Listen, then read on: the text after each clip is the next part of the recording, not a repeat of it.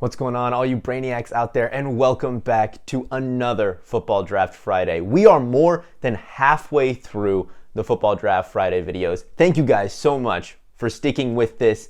I really hope that you're learning a lot about these different prospects that I'm covering, and you're understanding exactly what it is that makes them so good in a lot of people's eyes, and where their faults are. And I really hope that this next guy, who has recently been under a lot of fire, will be another example of someone who you guys can get a validated and opinion on.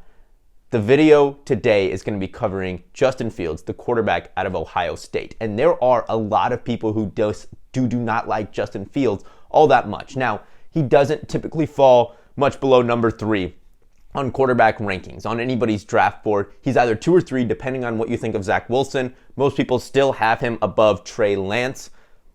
I personally got him at number 2, and I'm going to go into this video and tell you guys exactly what it is with Justin Fields that I like more than Zach Wilson.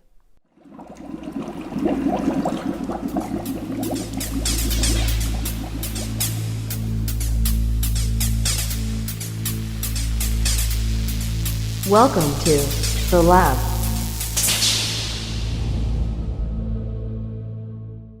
So one of the biggest things that you hear about Justin Fields, one of the biggest arguments against him, is the fact that he went to Ohio State, and there are not a lot of quarterbacks that come out of Ohio State and produce at the pro level.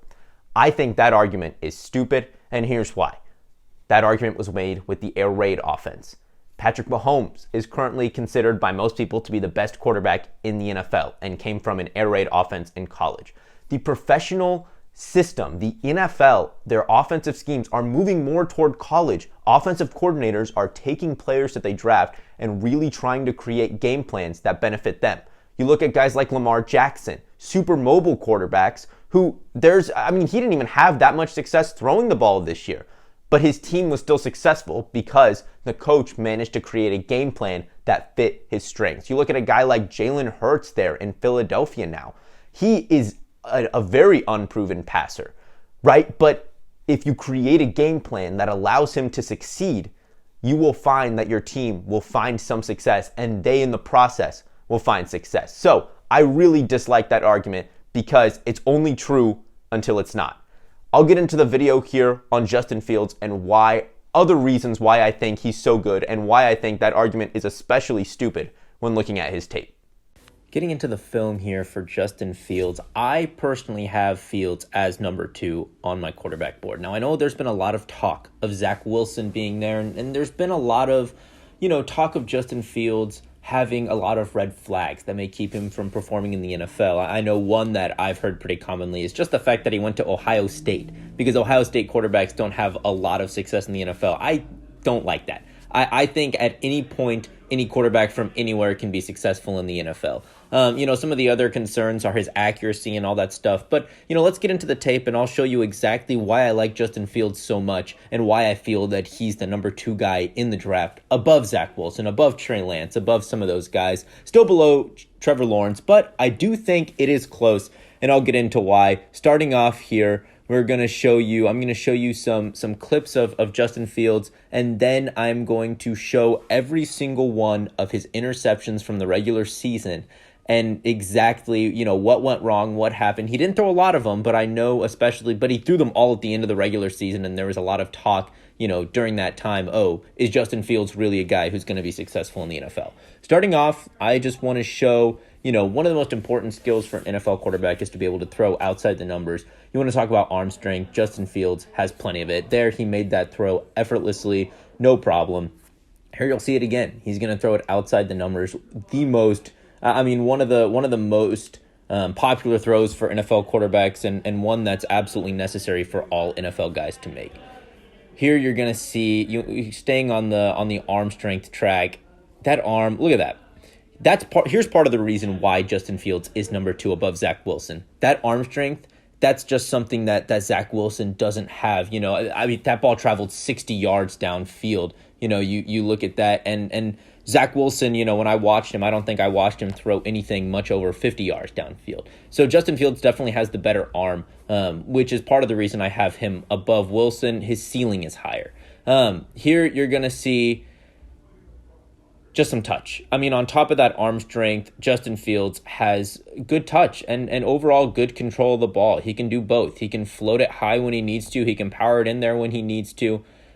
Just a nice little floater, beautiful pass, threw it outside shoulder. No way, even though that was solid coverage, but no way number 10 could make a play on the ball. It was just a perfectly placed ball. Part of the reason I like Justin Fields, he's got good accuracy. I mean, people talk about the accuracy. Oh, the accuracy is a little bit questionable, blah, blah, blah. But at the end of the day, Justin Fields does have, most of the time, more often than not, he shows good accuracy as opposed to the few times where he shows bad accuracy. Next here, you'll see this touchdown pass. Again, you want to talk about accuracy? He threw that ball the only place where it could go. You see right there, outside shoulder. Again, not bad coverage, but he just threw it in the only place that he could where his receiver would catch it. I mean, that was a dot and a half, a perfect throw. And, moving on now to another reason I love Justin Fields so much, and that's in the NFL, there has been a shift towards more mobile quarterbacks. And when you watch Justin Fields, you see honestly a faster Cam Newton is what I see whenever I watch Justin Fields. You see him run the ball here. He's big. Justin Fields is 6'3". I mean, look, he is not easy to bring down. There you see he broke through the one tackle. Obviously in the NFL, you don't want him taking a lot of contact. But here we go. If this tackle had gotten him down, that would have been a 2-yard run, but he breaks through it, makes it an 8-yard run. And here you'll see it again. Just excellent. I mean, he's got really good speed. And that's something in today's NFL. You look at Lamar Jackson, Kyler Murray. Obviously he's not that fast, but Cam Newton. Cam Newton's a big runner who finds a lot of success on the ground or has in the past. Justin Fields is big like Cam Newton, but is also faster than Cam Newton, which I think will definitely be an advantage. Another great run there from him. Now, let's get into something that I think Justin Fields does honestly better than any other quarterback in this draft class, and that's go through progressions. Backing up here, you see him take the snap. Here he looks this direction. Doesn't see it, something he likes. Oh, now he's looking over the middle of the field. Doesn't see anything. He went all the way back to number 33 and came back and found the guy over the middle. He went through 4 progressions there, which is, he went through a full field of progressions and came back. That's not something a lot of college quarterbacks can do. And it's not just that one time that I saw him do this. You're going to see here again, he's going to read the entire field, doesn't like anything, so he throws the nice little check down. That is not a skill that a lot of quarterbacks have. You hear a lot of people talk about, there hasn't been a successful quarterback out of Ohio State, right? Cardale Jones was out of Ohio State. He didn't really do that much.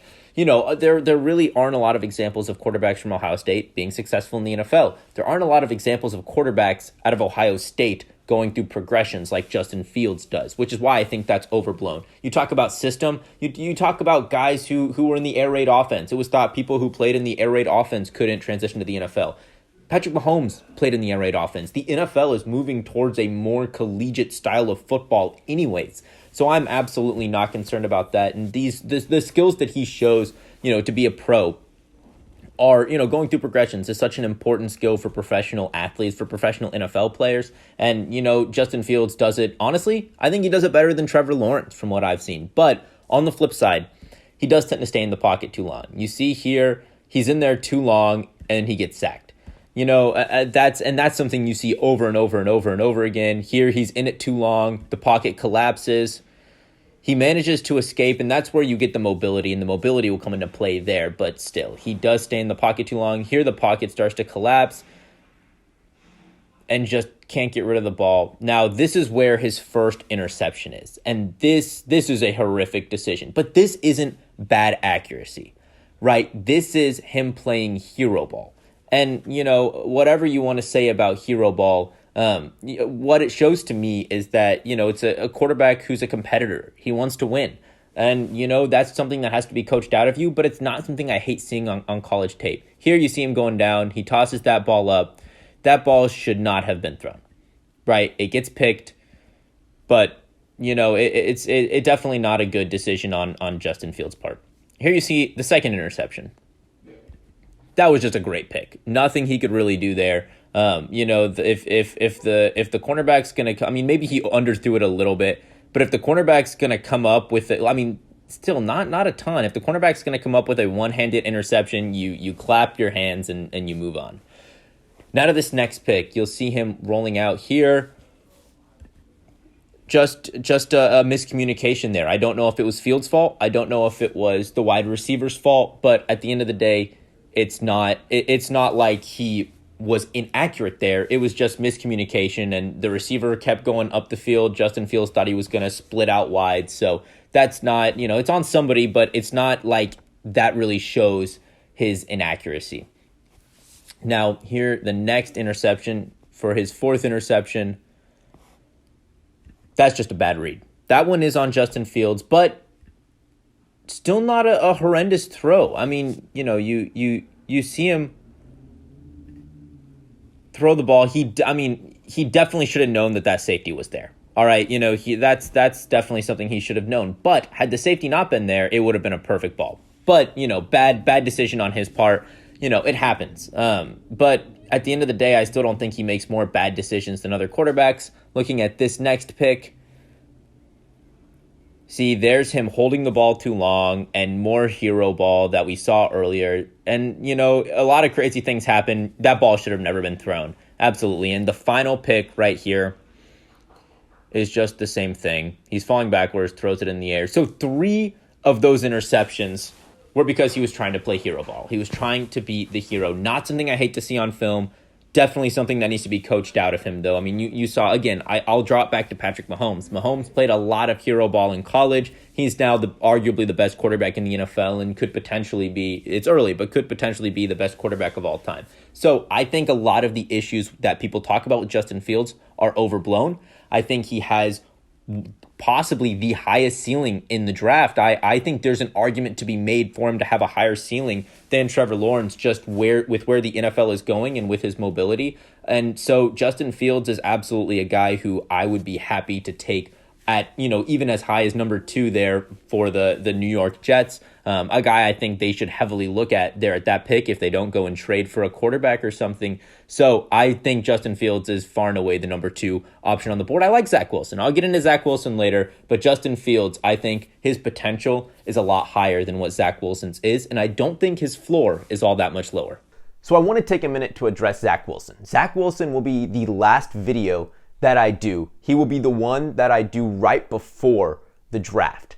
Zach Wilson is a great prospect, and I very, very much like him. He absolutely has a higher floor than Justin Fields. Justin Fields, however, has the higher ceiling. Justin Fields has the better arm talent. Justin Fields has shown the ability to go through progressions better. When I look at Justin Fields, I look at a combination between Cam Newton and Deshaun Watson.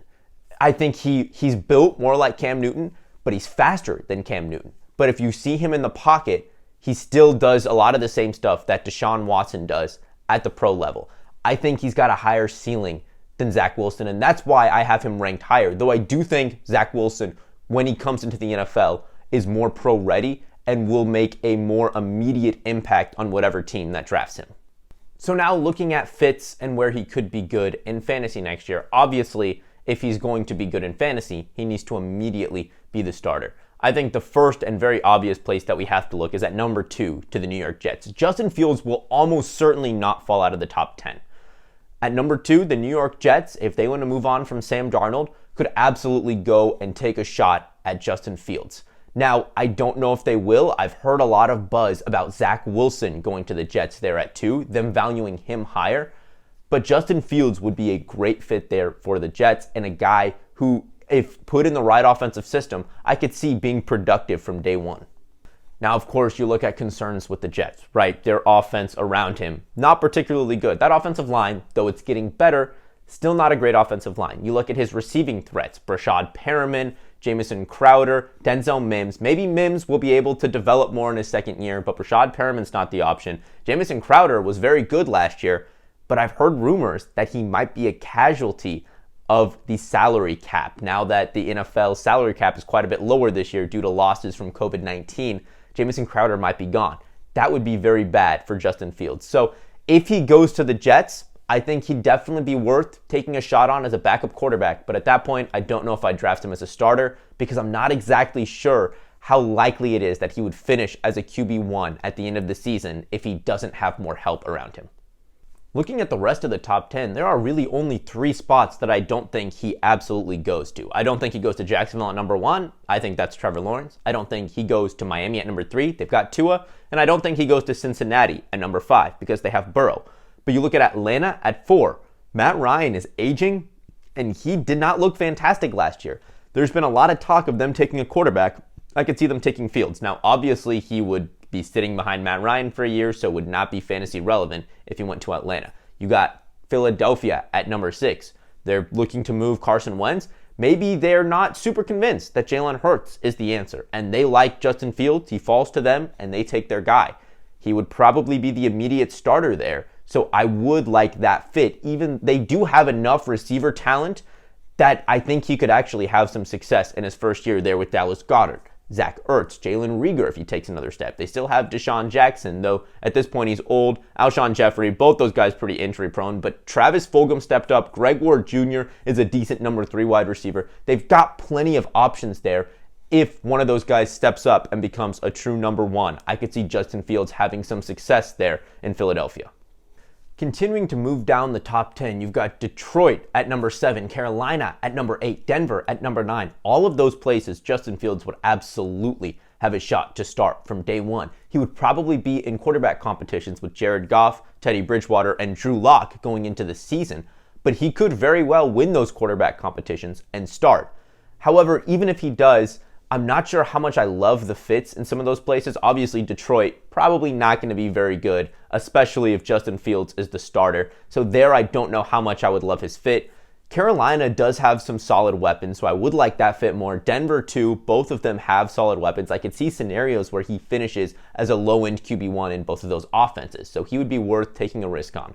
But my favorite spot for him to end up is right at number 10 to the Dallas Cowboys. Let's say they don't re-sign Dak. Let's say they don't want to pay Dak the money that he deserves. If he ended up on the Cowboys, he would have Amari Cooper, CeeDee Lamb, Michael Gallup, Blake Jarwin, Ezekiel Elliott, and a, when healthy, good offensive line. Obviously, last year they weren't healthy. They get healthier, they'll be a lot better.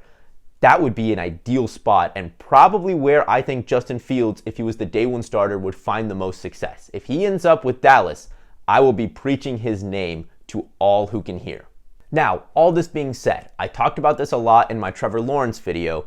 It is still the toughest position in football, and he is a rookie. It is a steep learning curve from the college football ranks to the NFL, even from Ohio State, who plays the best of the best competition. It is a steep, steep, steep learning curve. So do I think he will be much more than a low-end QB1? No, I don't. Do I think that to be that as a rookie, you would need to have a higher rushing upside than I think Justin Fields has? Justin Fields can absolutely move around outside the pocket, and there may even be some designed runs with Justin Fields, but I do not think it will be enough to make him anything more than a low-end QB1, no matter where he lands. And that's going to do it for this video. Thank you guys for sticking with me. Make sure you hit that like button. Make sure you subscribe to this channel. You click that bell so that you get notified every single time we release a video. Don't forget to follow us on Twitter at FF Laboratory. And have a great day, guys.